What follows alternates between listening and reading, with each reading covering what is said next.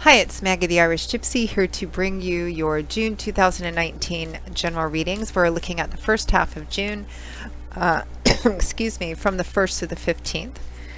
Thank you for joining us here today. Welcome to any newcomers and first timers, and welcome back to followers and subscribers.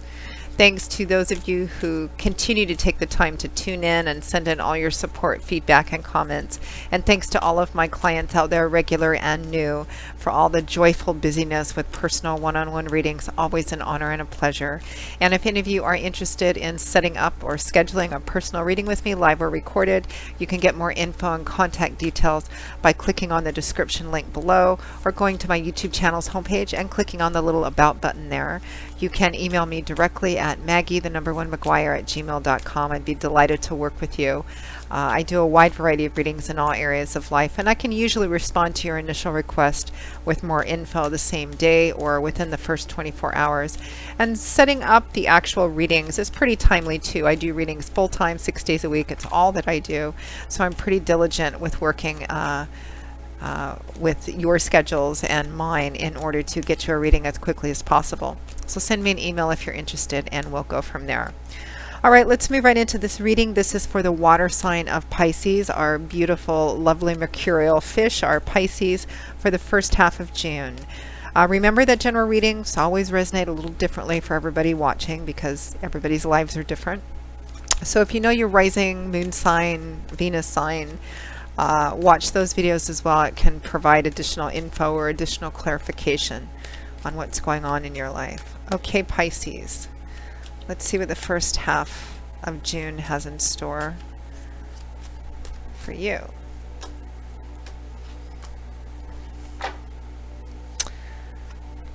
Okay, Pisces, we begin with the Five of Wands, a little conflict there, followed by Temperance. We have the Three of Swords, followed by the Ace of Pentacles. And from the bottom of the deck, your overall energy and focus for the first half of June is the Four of Pentacles.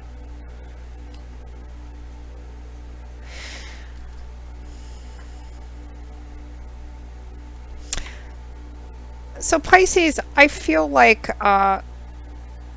there's obviously a source of conflict here. We have the Five of Wands, which is a card of conflict. It's not, it can sometimes represent petty conflict, people yapping at each other, gossiping, rumor mongering. It's not huge. We're at a 5 here, aces being the number 1 and 10 representing completion or high levels. So the Five of Wands can represent petty conflict, circular fighting, like fighting over the same thing over and over and over again. You can see that the men and or women in this circle are sparring with each other. They're not using real weapons. They're using practice weapons. They're sparring, so nobody's out to kill anybody. But nobody's elevating either. Nobody's like taking a step back and going, what are we really fighting about here? Like, what is really important here? It can represent that too. Nobody winning, nobody losing, but that also means that the fight in the circle keeps going on. No clear solution, no path to success either, because nobody's willing to kind of step back and go, what's really the most important thing here? Sometimes it can represent competitive energies or sports energies, but I'm not really getting that here. I really am getting that there's conflict. For some of you, it might be conflict with one other person or within a group of people or even within a family system or family dynamics as well. There's definitely a balance that's needed here, kind of a maybe a bit of fluidity in the situation because it's accompanied by Temperance, which is about balance, moderation, perfection. Because it represents holding opposite extremes in unison and harmony, opposite people's opinions, opposite rules of thought. To temper something in the culinary world means to take two things of opposite temperatures and combine them together to make one beautiful mixture. Well, you can't do that all at once. It has to be done in increments. One temperature has to get used to another temperature being introduced to it. So it's about slowly blending things together. Perfection is not a static place. Balance, perfection, moderation means balance. It means staying in the middle, maintaining balance. And a lot of people think that that's actually a place that we get to, this place of balance, and there we stay. But it's not, because we don't have control over a lot of things in our external environment. It's kind of like being in the middle of a seesaw or teeter-totter, Temperance says. We don't really have control over external environments. So the best place to be is in the middle, because it's the easiest place to maintain our balance, staying grounded, knowing who we are, knowing what's right, being grounded, having your feet kind of planted in the middle. When you're on the outside ends of that teeter-totter, you are at the mercy of external elements which we have no control over. When those things swing up and down, we often lose our balance and fall off.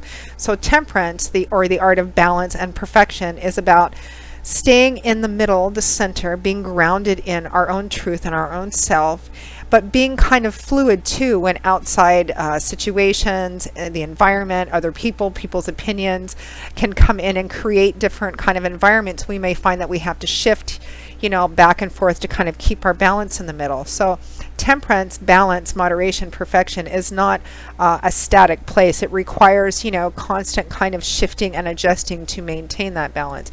And that's what's needed here in the Five of Wands. For some of you, it might be needing to take a look at a serious look at what everybody in this conflict is saying, whether it's you and the other person or a variety of people.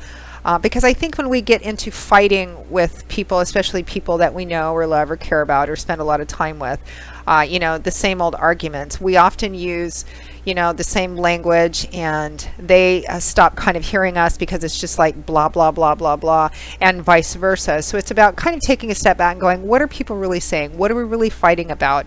And trying to kind of adjust within that and focus on what's really important. Now, next to that, we have the Three of Swords and the Ace of Pentacles.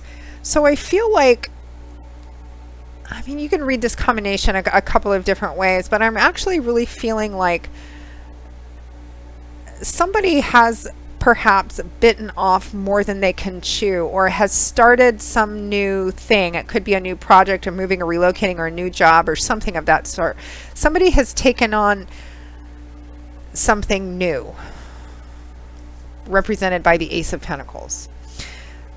Now, Pentacles is earth energy, and Pentacles, this earth energy of Pentacles in the tarot is often about the stability and security of the structure of our life, like things which relate to the stability and security of the structure of our life: money, finances, job, resources, assets, long-term relationships, jobs, etc. Things that make us feel stable and secure. Aces represent a seed, the beginning, the number one, the start of something. Now, the Ace of Pentacles is the start of something, or a seed being planted or introduced that has a lot of potential to grow and manifest as time goes on if it's taken care of. So it's a tangible, practical new beginning, and one that will likely make a difference in your day-to-day practical life, particularly as time goes on, if the seed is carefully nurtured and taken care of. The Ace of Pentacles sometimes shows up for moving, relocating, starting a new job, or moving and relocating to start a new job, starting a new project. Sometimes it can represent receiving a gift, maybe an unexpected gift of money or resources that enable you to start some tangible, practical new thing. So it's going to be different, in general readings, it's always going to be different depending on who's watching and what's going on in your life.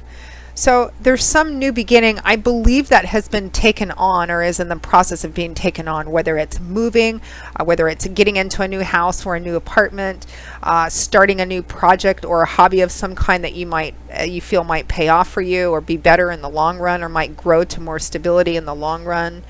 Now, it falls under the Three of Swords. Now, the Three of Swords, this is mental energy, air energy, which is the element which governs the Suit of Swords. It's mental, cerebral, intellectual energy. The energy of the Suit of Swords is all about what goes on between our ears, our belief systems, our ideologies, how we look at things, our perceptions, because that shapes the way that we see the world, people in the world, and communicate our own words and our ideas to the world. So the energy of Swords is all about what goes on up in here, our thoughts and words and ideas, and how we communicate those. Truth, education, higher education, learning, illumination, wisdom, everything that goes on up in here. The Three of Swords is a card that has a surprisingly emotional content to it a lot of the times, in spite of the fact that it's air or mental energy.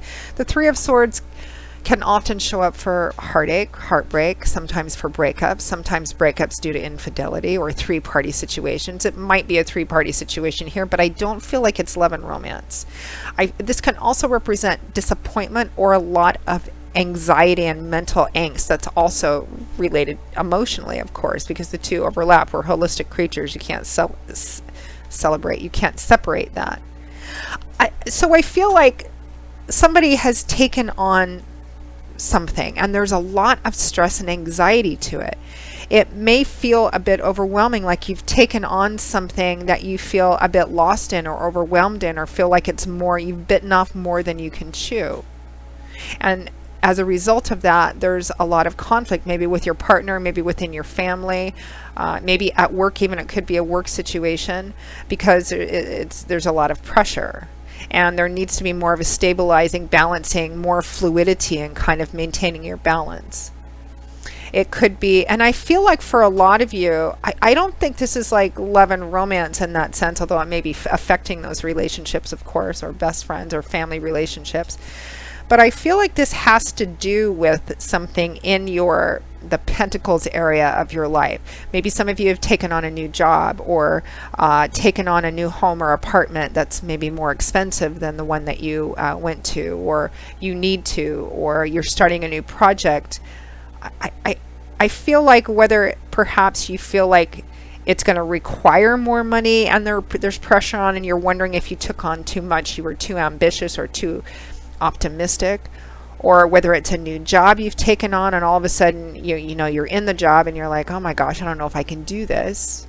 Or you started some new project and you're like, I don't know, maybe you've made some commitments or something, and again it feels like there's just a lot of stress and anxiety over this. You might be fighting with a partner or with a group of people at work or within your own family about, feeling like you've bitten off more than you can chew. Or it might be a partner or somebody else in the family or at work that's done that, and you're part of it. And so that's where all this conflict is coming from. We have the Four of Pentacles as overall energy for the first half of June. The Four of Pentacles, sometimes nicknamed the Miser card, it can represent in a very dollars and cents kind of way, needing to be very tight, very economical, because you don't have a lot of money and you want to hold on to as much as you can. It might be that for those of you who have gotten, maybe moved or relocated into a more expensive house or a more expensive place to live, or taken another job. Maybe some of you have taken a job that actually pays a little bit less, but the long-term growth and opportunities look really good, which is why you've taken it on. But maybe, after you've started getting paychecks, you're thinking, well, this just isn't, I don't know if I can do this. It's not enough money. And so you're finding yourself having to be very tight and restrictive with money. On an emotional level, or even otherwise, energetically, the Four of Pentacles can represent holding on to what you have because you don't want to lose what you have, especially if you've lost before. It can represent being defensive, kind of closed off and guarded and very protective, and wanting to hold on to what's yours and not wanting to share or open it up. I don't feel like, I'm not seeing, at least for the first half of June, Pisces, that this situation is going to be ending in that whatever it is that you've gotten yourself into, or somebody close to you has gotten yourself, some new project or new start or new job or a new location or something of that sort. I don't feel like that's just dropping off, or that you're leaving it, or that somebody else is going to drop it. I just feel like there's a sense of being overwhelmed at feeling like you've bitten off more than you can chew, or somebody else has bitten off more than they can chew. And so you're feeling pressured and kind of under the gun, and maybe really wanting to be quite restrictive, maybe about money, maybe about any other decisions around this. Interesting reading.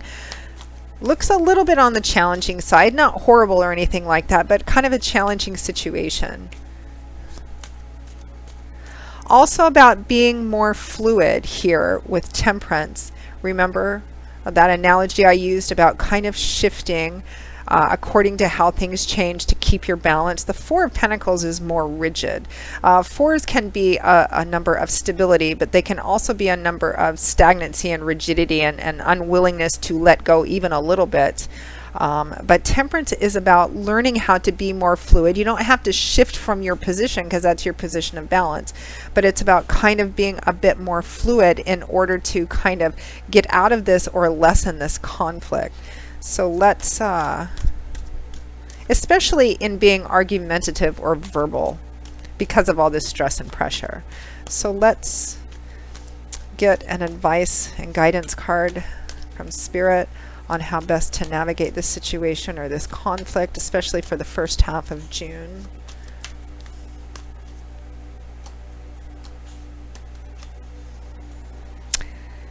The Eight of Wands in the reverse.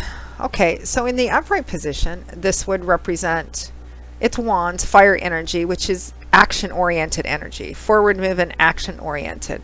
The Eight of Wands often shows up for travel, movement, progress, open and powerful positive exchanges of conversation and communication. But your advice is the Eight of Wands in the reverse. So advice from Spirit in regards to this situation, at least just for the first half of June, is to not continue to move forward if at all possible. If you have plans for travel, to not make decisions about that or not to travel for the first half of June. For communication and conversation, particularly in verbal conflicts, it can represent a lack of communication. But as advice, it would represent, I think that you need to take a break from discussing it because it looks like it's just fighting and conflict. So I think you need to take a break maybe for the first half of June on not engaging in discussion, at least about this. I mean, if it's your partner or it's in your family system, it's just kind of agreeing, hey, let's take a break from discussing this. Let's give it a week or two, a couple weeks, and let's just not discuss it. Let's kind of, during that time frame, kind of take a look at what everybody's saying and how you're feeling, but not agree not to discuss it for the next couple of weeks. And also, and let's not make any plans to continue to move forward just yet or travel for this time. It looks like maybe taking a break, a little bit of a break is needed and necessary. So Pisces, that pretty much wraps up your June 2019 general reading, the first half of June. I'll see you all in a couple of weeks where we take a look at the mid-month readings, where we take a look at the second half of June, seeing if this shows up again or how it plays out. Again, if any of you are interested in scheduling a personal reading with me, live or recorded, particularly if this resonated for you, you can click on the description link below for more info and contact details, or you can go to my YouTube channel's homepage and click on the About button there. Please feel free to email me directly at Maggie1McGuire@gmail.com. I'd be most happy to work with you. I do love and romance readings, relationship compatibility charting, career work and finance, investment readings, gift readings for friends, family, and loved ones. And I also offer 6 and 12-month overviews, which take a look at what's coming in all the main areas of your life over the next 6 or 12 months, depending on how far ahead you want to look. And all the main areas of your life. So there's a few different options to choose from, along with a variety of other readings that I offer. So I'll see you all again in a couple of weeks, Pisces, for the June 2019 mid-month readings. Until then, as always, I wish you joy, peace, blessings, and a happy life, and I hope to see you back here again soon. Take care. Bye-bye.